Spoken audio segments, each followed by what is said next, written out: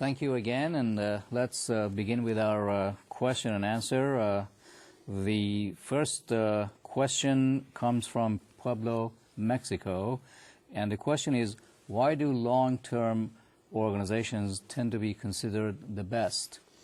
Well, I believe that a long-term transgeneral challenge of long-term organizations force them to be more innovative, adaptive, and visionary, and thus making them more often than not recognized leaders in their businesses.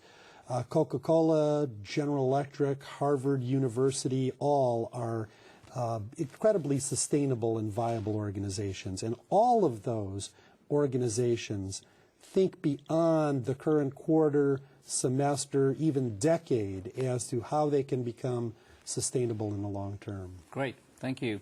We have a second caller from Tianjin, China, and the question is 1 decade or 10 years considered the minimum to be labeled as a long-term organization? And if so, why not 5 years? Well, there's no absolute time frame for what's a long-term organization. I believe that a decade is probably the minimum period for a new demographic generation to create its personality and characteristics in this society, and that should be the minimum survival period or acid test for an organization to be considered a long-term. But really, organizations should be able to persist over many decades and even centuries.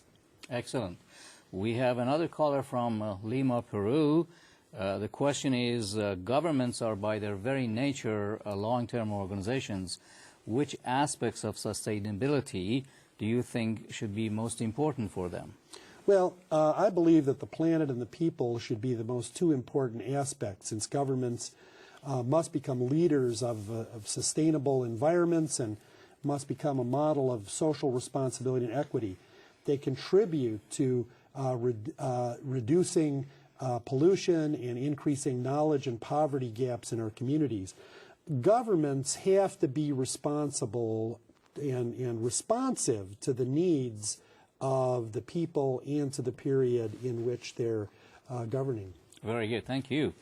We have a caller from Chalco, state of Mexico in Mexico, and the question is, the fact that every generation is very unique and different makes it imperative for organizations to adapt their services and marketing strategies in order to compete successfully. How can one product like Coca-Cola maintain its success from generation to generation? Well, first of all, you have to have a good product. I believe that continuous reinvention and organizational change and synchronization are the key here.